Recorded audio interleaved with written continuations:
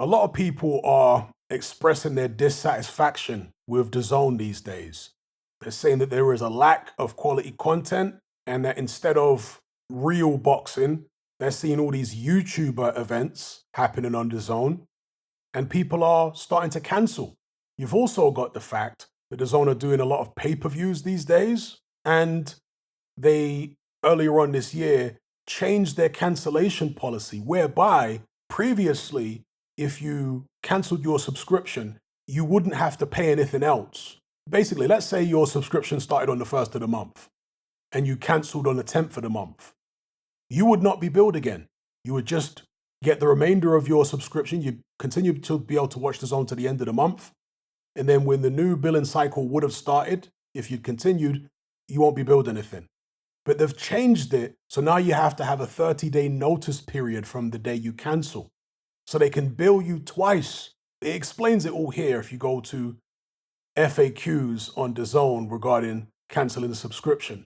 And this, I can't imagine, has been done for any other reason than because DAZN are struggling financially. I mean, they are hemorrhaging money. Blavatnik had to put in over $4 billion to bail them out from all the incredible debts because of all the spending they've been doing. They've been very aggressive in so many markets, particularly in the boxing market. And the past 2 years, because of the economic downturn due to the government policies, that has caused a lot of businesses to actually have to change their model and the way they operate. And that's certainly the case with DAZN, because originally they said that they were going to basically kill pay-per-view and it would be the Netflix of sport.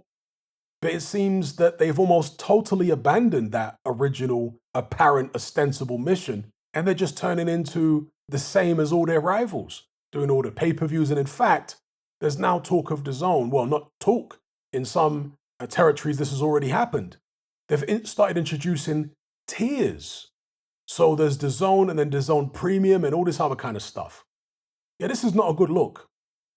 Now, with regards to the content, with all the YouTuber boxing that's happening on DAZN, I've never had an issue with YouTuber boxing. I actually think it helps the sport. With DAZN putting on all these YouTuber shows, they're not doing that at the expense of proper boxing. No, they don't have enough quality boxing to put on at the moment because of all these cancelled fights and because of the politics of boxing. You just think about all the fights that fell out in 2022. AJ versus Fury, even Conor Ben versus Chris Eubank Jr. DAZN, of course, wanted to get the rematch between Anthony Joshua and Alexander Usyk. They couldn't get that. So in the absence of all these big fights getting made, DAZN are thinking, well, we need money from somewhere. We're going to have to just do a load of YouTuber fights because we're not getting the anticipated proper boxing fights that we were looking to get. So this isn't YouTuber boxing usurping proper boxing. No, it's YouTuber boxing filling the holes in DAZN's schedule and filling the holes in their pockets that have been left by proper boxing not getting the fights done. So it's not an either-or situation. YouTuber boxing is in addition to proper boxing. It's not replacing it. You see, it's two different audiences. And the reason that I'm actually in favor of YouTuber boxing is a certain amount of the YouTuber audience will inevitably filter down or filter over into the proper boxing audience over a period of time. That will happen. The people who normally tune in to watch proper boxing are still going to tune in to watch it if the product is good enough. It's just a case of proper boxing stepping up to deliver. If there was enough quality, top-level boxing happening on DAZN, they wouldn't be doing anywhere near as many YouTuber cards. There'd be no need to. But they have holes in their schedule right now, and they've got holes in their pockets, and those holes need to be filled. With that being said, the show with Dylan White against Franklin, that's quite a good show on DAZN. When I tune into DAZN, I don't care about the YouTuber boxing. I watch the odd one here and there. I'm just looking for the quality. If the quality's there, the YouTuber stuff is not going to bother me. I just don't watch it for the most part. Simple as that. And also, I think it's good that they're doing YouTuber-only cards. I do think that mixing the cards together maybe doesn't really work that well. If you put Jake Paul potentially on a proper boxing card, it might work a bit better. But with a lot of the other YouTubers, you have to experiment with these things, right? And see how it goes. But based upon Eddie Hearn trying it in the past, it probably doesn't work that well. So I think it's good that they're letting the YouTube cards stand alone, and be their own thing. The same way that Ben Shalom and Adam Smith Sky did with that female card, where they had Clarissa Shields and Savannah Marshall top of the bill. If you're going to be serious about pushing that particular genre, then it has to stand on its own feet.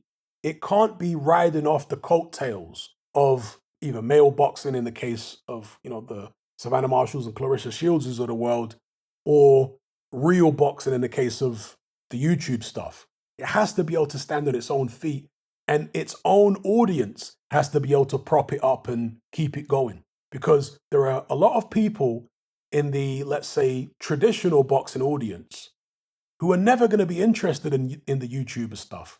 And many of them are never going to be interested in female boxing. So rather than trying to force those things down these people's throats, you should just let different audiences form in an organic way. And I have to agree with something that G-Man said with regards to YouTuber boxing. I think that in the future, we will see, just like G-Man has said on his channel, we will see some young guy become a prominent boxer in whatever country, let's say the UK or America. And he will say that he was inspired to start boxing by one of these YouTubers. I absolutely believe that we will see that at some point in future. It will be like a KSI or somebody like that actually inspired a certain individual to take up boxing who ended up becoming a world champion. I fully expect that to happen, and I agree with G-Man. So, and this, of course, is why I'm in favor of things like YouTuber boxing. It doesn't have to be YouTuber boxing versus real boxing. No, they're different audiences. It's okay. We can live and let live, people. We don't have to be so angry. And a lot of it as well, I think, a lot of the reason that people don't like YouTuber boxing is because these guys are making them feel envious. Real talk. Because a lot of these YouTubers have millions of subscribers. They're making millions of pounds or dollars off their YouTube channels and endorsements and sponsorships. They've got loads of fans, and they're having their little YouTuber boxing career against their YouTuber rivals, and they're getting loads of attention off it and loads of money. And I think a lot of people are just envious of that because they look at the YouTubers and they think, well, you're not even real fighters. You don't deserve to this, and you don't deserve. People, if they have got millions of subscribers, it's not a matter of them deserving it. It's not something like universal fund for boxers and everybody gets paid what they deserve due to your boxing achievements. No, it doesn't work like that. It's based upon how many people want to see you fight. The reality is there were more people who wanted to see Conor McGregor fight Floyd Mayweather than people who wanted to see Maidana fight Mayweather. That's why Conor McGregor made way more money than Marcus Maidana, even though Marcus Maidana is a real boxer, quote unquote, and Conor McGregor was just an MMA guy trying a ting. Maidana didn't deserve more than McGregor. No, he got paid as much as he got because he doesn't have as many fans as McGregor. It's just that simple. It's supply and demand. So all this deserving stuff, I mean, deserving is based upon how many people want to watch you, how many fans. Your commercial value is based upon that. And these YouTubers evidently have got some of them, a very big commercial value. Rather than getting envious about it, and some of you won't admit that you're envious, rather than getting envious about it, how about you get off your backside, take yourself to the gym and give it a go. Maybe one day you won't have to be so envious and you'll end up on television prize fighting and making money. Get off your backside and stop being envious. And if it's not boxing, do something else. Just get off your backside and make something of your life. I like to see the fighters make obscene amounts of money because I know how dangerous this sport is. So I want them to get paid big. And if it's a YouTuber who's giving it a go against one of his rivals, I'm happy for them to get paid big as well. Why would I begrudge them a payday? They've managed to build up their audience. I've been on YouTube for all these years. I know how difficult it is to build up an audience and this, that, and the other. people who have been more successful than me at this YouTube thing, good luck to them. You know what I mean? If they actually did it off the sweat of their own back, off the sweat of their own brow and their own hard work and creativity and whatever, good luck to them. Get paid all the millions that you possibly can out of your YouTube fights. So that's my take on it. Give me your take in the comments. If you're tired of the biased narratives and mass censorship on mainstream platforms, and you want to be part of a community of critical thinkers who love free speech just as much as you do, then come and join me on Patreon and access my weekly no-holds-barred, censorship-free podcast where we lift the lid on a wide variety of controversial topics. It's not mainstream friendly, it's not politically correct, but that's the whole point. We dare to stand as a beacon of reason against an army of insanity. Just head on over to my Patreon page and select the tier called Hatman Hot Topics. You'll gain access to a minimum of 2 hours of exclusive content every single week, including podcasts, videos, interviews, live stream Q&As, as well as my popular Confessions of a Nightclub Bouncer series. Not to mention a vast back catalog of hundreds of hours of previous episodes. You can listen via the Patreon app with the option to download in high quality MP3. We've also got an element group where you can come and chat and hang out with myself and other members. Unlike Discord, it has full end-to-end encryption, is decentralized, and is 100% censorship free. You can also send voice notes as well as much larger audio and video files than you can on Discord. So come and sign up on Patreon. There's no contract, there's no commitment, you can cancel at any time, and it's cheaper than a cup of coffee. So I'll see you over there. I'm out.